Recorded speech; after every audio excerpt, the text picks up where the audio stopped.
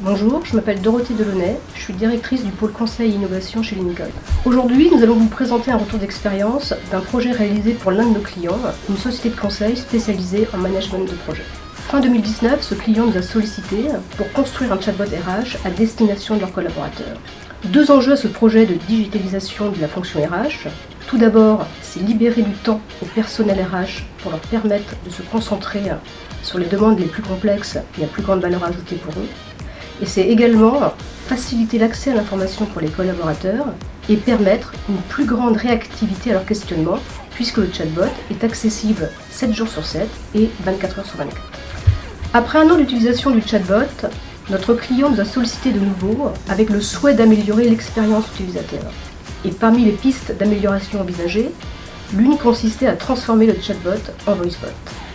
Pour mener à bien cette évolution du bot, nous avons fait appel à Mathieu, consultant Data Engineer. Je suis Mathieu, Data Engineer chez Lincoln. J'ai intégré Lincoln en novembre 2021. J'ai fait des projets data depuis à peu près 1 an et demi. Ce qui m'a attiré, c'est que c'est une entreprise de consulting, donc un environnement assez dynamique où on peut changer de projet assez fréquemment, où on a un panel de projets à notre disposition. La deuxième chose, c'est que c'était une entreprise à taille humaine. Tous les gens avec qui j'ai interagi à Lincoln savent ce que c'est la data, ils savent en parler, ils savent. C'est vraiment un environnement très spécialisé. Je recommanderais Lincoln à mon entourage parce que c'est un environnement justement où on apprend énormément. On est entouré de gens qui connaissent la data, qui savent ce que c'est, et donc c'est un environnement où on est poussé vers le haut par des gens qui ont plus d'expérience que nous. Et la deuxième raison, c'est que j'ai eu de la chance de commencer au Lab Innovation en interne. Du coup, j'ai un peu découvert toute l'entreprise, tous les gens au sein de cette entreprise, et j'ai adoré l'ambiance. Cette mission m'a été confiée parce qu'elle mêle du Python, du web et de la data science. J'avais déjà fait du web et du Python en école et la data science c'est la dernière chose que j'ai pu faire. Mon client il souhaitait mettre de la voix sur le bot parce que ça améliore l'interactivité de l'échange avec le bot. Ça rend l'échange beaucoup plus humain et ça permet aussi de faciliter la prise en compte des messages de l'utilisateur parce qu'il n'y aura plus de fautes d'orthographe, des choses comme ça. Le déroulement du projet, il y a eu plusieurs étapes. Donc la première étape, ça a été de sélectionner les API. La première API donc de Voice to Text, on a choisi celle de Google parce qu'on a pu la tester dans différentes conditions. Donc on a testé dans l'open space de Lincoln, chez moi quand il n'y avait pas de bruit, et on a aussi testé en simulant du bruit avec une enceinte derrière.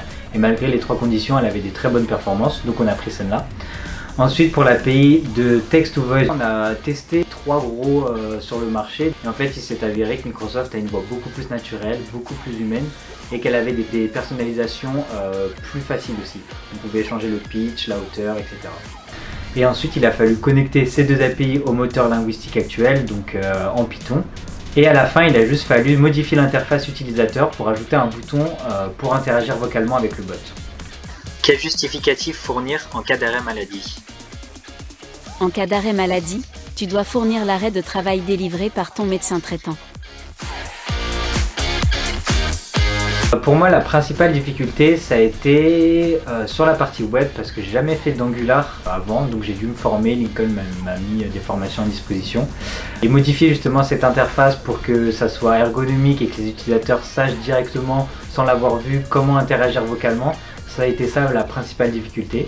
Après sur les API, j'avais déjà fait du Python, donc ça a déroulé assez naturellement.